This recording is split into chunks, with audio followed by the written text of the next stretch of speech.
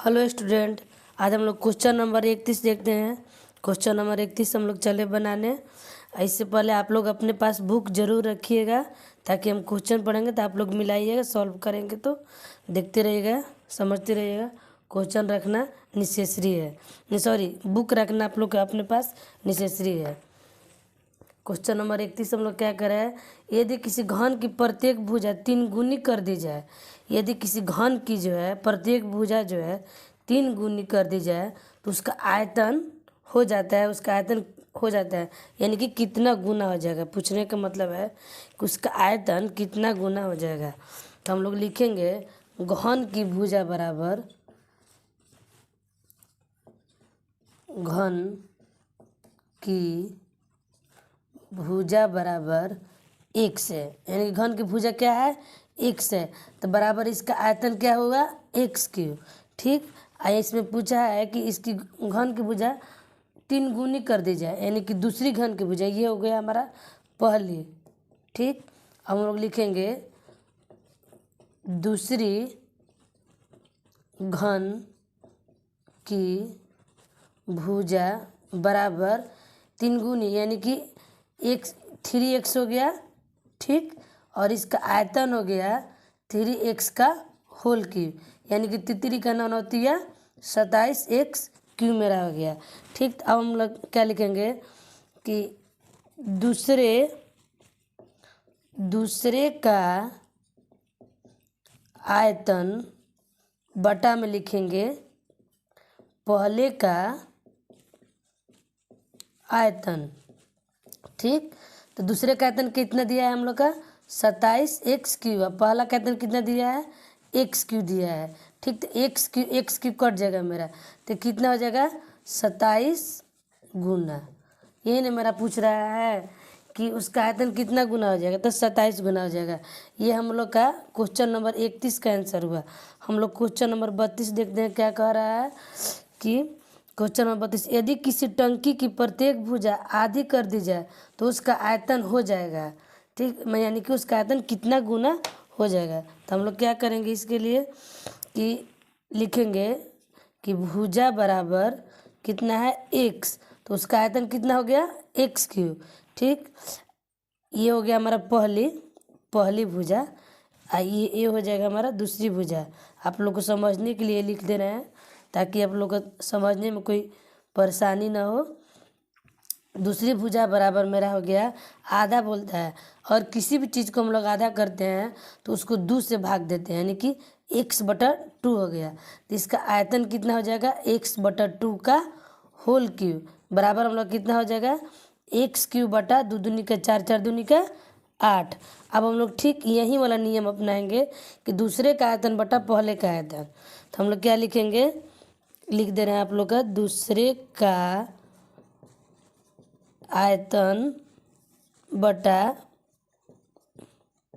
पहले का आयतन। ठीक, फुल लिख दे रहे हैं, कहीं आप लोग समझिएगा कि ये आधार है इसीलिए हम लिखिए दे रहे हैं आयतन, क्योंकि आ देकर 0 लिखा जाता है तो आधार को भी लिखा जाता है।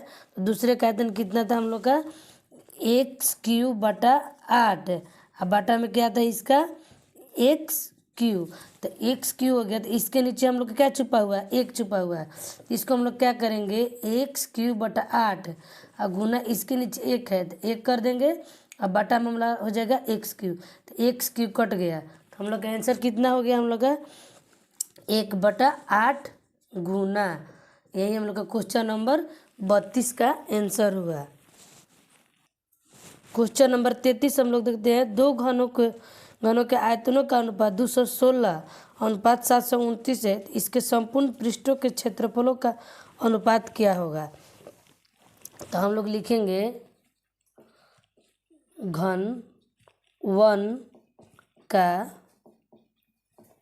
आयतन अनुपात, क्योंकि अनुपात में हम लोग का पूछा है घन 2 का आयतन, और दिया भी है हम लोग का अनुपात में। ठीक, तो कितना दिया है 216 अनुपात 729 दिया है, कितना दिया है 729। तो हम लोग इसको भुजा बराबर निकालेंगे यानी कि साइड निकालेंगे तो क्या करेंगे, लिखेंगे √216 अनुपात √729। तो ये हम लोग किसका निकाल रहे हैं, घन का निकाल रहे हैं। तो यहाँ पर क्यू लिख देंगे तो कितना आ जाएगा 6 अनुपात हो जाएगा 9, क्योंकि 6 एक 36 और 36 गुना 6 बराबर होता है 216 और 9 9 81, 81 गुना 9 बराबर होता है 729। तो यहीं पर हम लोग का समझना है कि कितना हुआ, हम लोग का भुजा निकल गया। ठीक, तो हम लोग को पृष्ठ क्षेत्रफल निकालना है। पृष्ठ का क्षेत्रफल बराबर होता है हम लोग का 6 गुना 36 अनुपात 6 गुना हो जाएगा 81, क्योंकि भुजा स्क्वायर हो गया 6 गुना ए स्क्वायर और 6 गुना ए स्क्वायर या 6 गुना भुजा स्क्वायर 6 गुना भुजा स्क्वायर। तो भुजा हम लोग कितना दिया है, एक का 6 दिया है, एक का 9 दिया है। तो यहाँ पर क्या करेंगे, कभी कभी हम लोग सोचेंगे कि 6 और 9 अनुपात में, तो इसको और कटा दे, नहीं, यहीं पर हम लोग का ध्यान देने की वाली बात है कि इसको हम इसी तरह से रख देंगे और 6 और 6 कटा देंगे। हम लोग का आंसर आ रहा है 36 अनुपात 81। ठीक, ये हम लोग क्वेश्चन नंबर 33 का आंसर हुआ। हम लोग चलो क्वेश्चन नंबर 34। क्वेश्चन नंबर 34 बोला है एक आयताकार डिब्बा 50 सेंटीमीटर लंबा, 30 सेंटीमीटर चौड़ा तथा 30 सेंटीमीटर ऊंचा है, तो इसका आयतन क्या होगा। बहुत वेरी सिंपल क्वेश्चन है। इसका आयतन हम लोग का पूछा है, तो हम लोग लिखेंगे कि घन का आयतन बराबर एक आयताकार डिब्बा है। ठीक, तो हम लोग डायरेक्ट निकाल दे रहे हैं, सिर्फ इसका कुछ नहीं करना है, आयतन निकालना है। आयतन बराबर होता है लंबाई गुना चौड़ाई गुना ऊंचाई। तो लंबाई हम लोग का कितना दिया है यहाँ पर 50 सेंटीमीटर। ठीक, उसके बाद दिया है 30 सेंटीमीटर, उसके बाद हम लोग का दिया है 30 सेंटीमीटर। ठीक, तो हम लोग क्या करेंगे, तितरी का 9 9 पचे 45 और 45 पर हम लोग 3 जीरो लगा देंगे, सेंटीमीटर क्यूब, यानी कि मेरा 45,000 सेंटीमीटर क्यूब आंसर हुआ क्वेश्चन नंबर 34 का। क्वेश्चन नंबर 35 हम लोग देखते हैं एक साबुन की टिकिया 9 सेंटीमीटर लंबी, 5 सेंटीमीटर चौड़ी तथा 3 सेंटीमीटर ऊंची है। एक लकड़ी का डिब्बा जिसकी लंबाई चौड़ाई तथा ऊंचाई क्रमशः 108 सेंटीमीटर 60 सेंटीमीटर तथा 27 सेंटीमीटर है, में कितनी साबुन की टिकिया रखी जा सकती है। यानी कि साबुन की टिकिया की हम लोग का क्या निकालना है, संख्या निकालना है।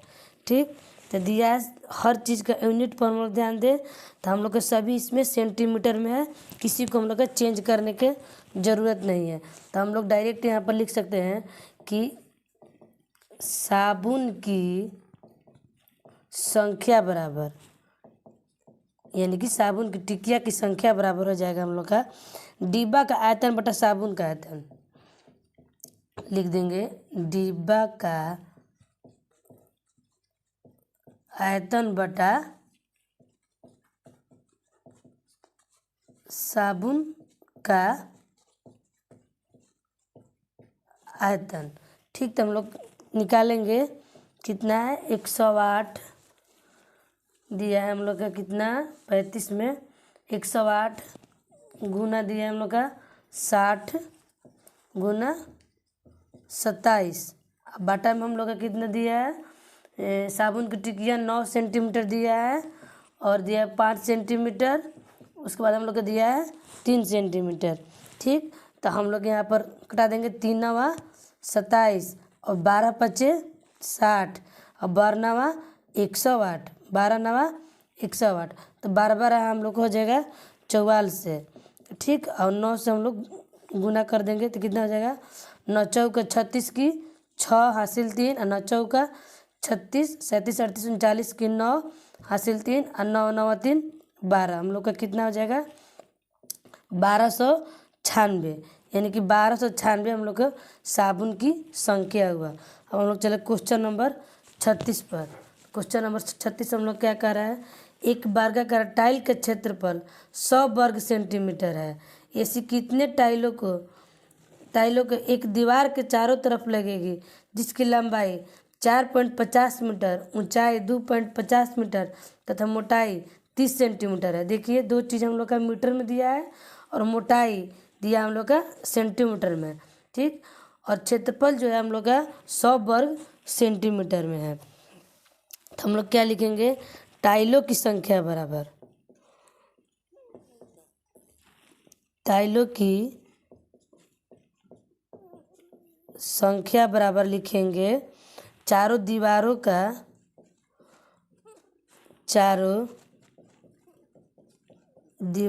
का क्षेत्रफल बटा में हम लोग कर देंगे वर्ग का क्षेत्रफल। तो हम लोग क्या हो जाएगा यहाँ पर, चारों दीवारों के क्षेत्रफल। तो सबसे पहले हम लोग क्या करेंगे, यहाँ पर फॉर्मूला अपनाएंगे, टू ऊंचाई, 2 गुना ऊंचाई और L प्लस B, ये हम लोग का होता है फॉर्मूला।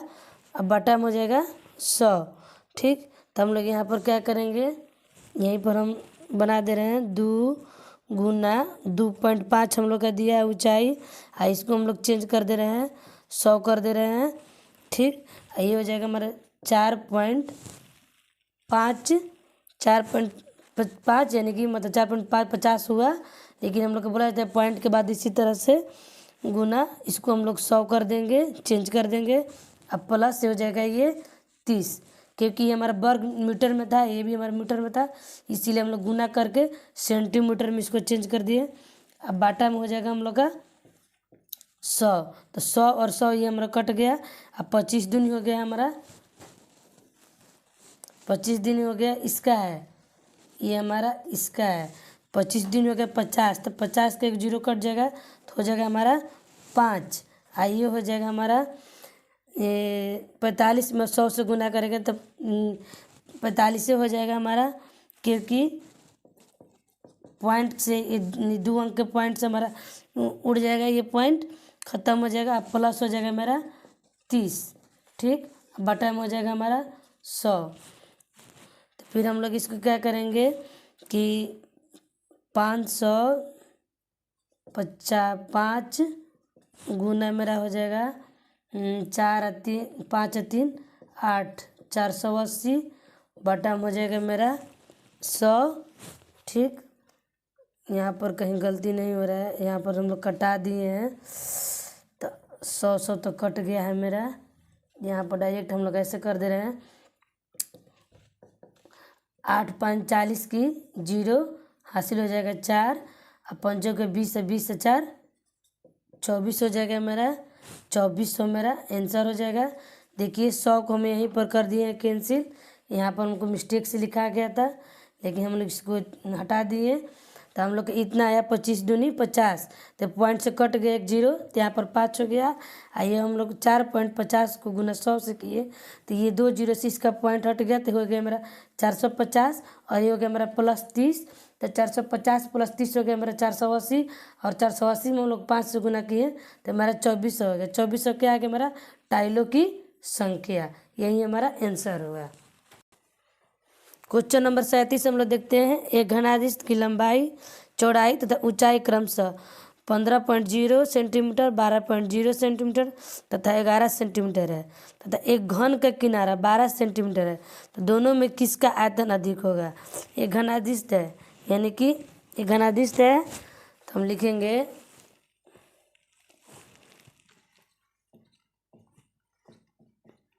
घनादिश का आयतन, इसका आयतन यानी क्यूबाइड है ये, का आयतन बराबर होता है लंबाई गुना चौड़ाई गुना ऊंचाई।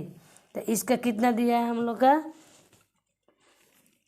15.0 गुना 12.0 और गुना 11, सब सेंटीमीटर दिया है। इस सबको गुना हम लोग करेंगे तो कितना आ जाएगा 1980 सेंटीमीटर क्यूब। अब पूछा है कि घन का एक किनारा 12 सेंटीमीटर है, तो घन का आयतन बराबर क्या होता है हम लोग का, घन का आयतन बराबर होता है हम लोग का भुजा क्यू, ठीक। तो हम लोग 12 का क्या करेंगे क्यू करेंगे, तो क्यूब का मतलब क्या हुआ 12 गुना 12 गुना 12। ठीक, तो हम लोग का कितना आ जाएगा 12 12 से देखिए यहाँ पर कर देना आप लोग का गुना आ जाएगा हम लोग का 1728। तब बरचौक 48 की 8, बरचौक 48 की 8 हासिल 4, बरचौक 48 दो 50 दो 52, 52 की 2 हासिल हो जाएगा 5, अब 12 5 17। हम पहले आप लोग को बताए हैं कि इसमें 1728 आएगा तो ये हो जाएगा 1728 सेंटीमीटर क्यूब और ये हो गया 1980 सेंटीमीटर क्यूब। तो किसका आयतन हम लोग का अधिक है, घनादिस्त का आयतन होगा। तो हम लोग का ऑप्शन नंबर 2 आंसर होगा। ठीक, ऑप्शन नंबर 2 हम लोग का दिया है किसका आयतन अधिक होता है, घनादिस्त का आयतन अधिक होगा। क्वेश्चन नंबर 38 हम लोग देखते हैं। एक घनादिस्त की लंबाई चौड़ाई तथा ऊंचाई 9 सेंटीमीटर 6 सेंटीमीटर 5 सेंटीमीटर, तो एक घन के किनारा 6 सेंटीमीटर, दोनों में किसका आयतन अधिक होगा। तो हम लोग यहाँ पर लिखेंगे कि घनादिस्त का आयतन बराबर हम लोग का हो गया लंबाई गुना चौड़ाई गुना ऊंचाई। तो 9 छके 54 या 6 पचे 30 और 9 तिया 27, 270 सेंटीमीटर क्यूब हो गया। अब क्या लिखेंगे, घन का आयतन बराबर घन का आयतन बराबर क्या होता है भुजा क्यूब। तो हम लोग को कितना दिया है 6 दिया है, तो 6 का क्यूब करेंगे तो कितना हो जाएगा 216 सेंटीमीटर क्यूब। तो किसका हम लोग का अधिक हुआ, इसका हो गया घनादिस्त का 270 दिया है, ये दिया 216, तो इसका हम लोग का अधिक हो गया। ठीक, इसका ऑप्शन में क्या दिया है हम लोग का, ये भी दिया है दूसरा ऑप्शन आंसर सही होगा। ठीक, अब क्वेश्चन नंबर हम लोग चले 39। 39 हम लोग का क्या पूछा है, 5 सेंटीमीटर भुजा वाले एक ठोस घन बनाने के लिए 1 सेंटीमीटर भुजा वाले कितने घन की आवश्यकता होगी। ठीक, तो हम लोग लिखेंगे बड़े घन का आयतन बराबर बड़े घन का आयतन बराबर बटा में लिखेंगे छोटे घन का आयतन। ठीक, तो हम लोग क्या लिखेंगे 5 का क्यूब और 1 का क्यूब, तो कितना हो जाएगा 5 5 25 25 पचे 125, 125 बटा 1 बराबर हम लोग का क्या आंसर हो जाएगा 125। क्वेश्चन नंबर हम लोग 40 देखे। 25 सेंटीमीटर भुजा वाले एक ठोस घन बनाने के लिए 5 सेंटीमीटर भुजा वाले कितने घनों की आवश्यकता होगी। सेम 39 नंबर जिस तरह से क्वेश्चन बना हमारा उसी तरह से भी बनेगा। तो हम लोग लिखेंगे घनों की संख्या बराबर 25 का होल क्यूब बटा में हम लिखेंगे 5 का होल क्यूब। तो 25 पचे 625 है, 625 पचे, या हम लोग ऐसे भी कटा सकते हैं, कहीं कटाने वाला है या गुना करके कटाए, या इसी तरह से हम लोग लिख कर भी कटा सकते हैं। 25 गुना 25 गुना 25, 5 गुना 5 गुना 5, क्योंकि उसमें हम लोग का नीचे का अंक 1 था तो नहीं कटता है। तो 5 पचे 25, 5 पचे 25 और ये हो गया 5 पचे 25, तो कितना हम लोग का आ गया 125। घनों की संख्या हम लोग कितना हो गया 125। क्वेश्चन नंबर 40 का हमारा यही आंसर हुआ। आप लोग वीडियो को मेरा ज़रूर सब्सक्राइब कीजिएगा, लाइक कीजिएगा और अपने दोस्तों के बीच शेयर ज़रूर कीजिएगा।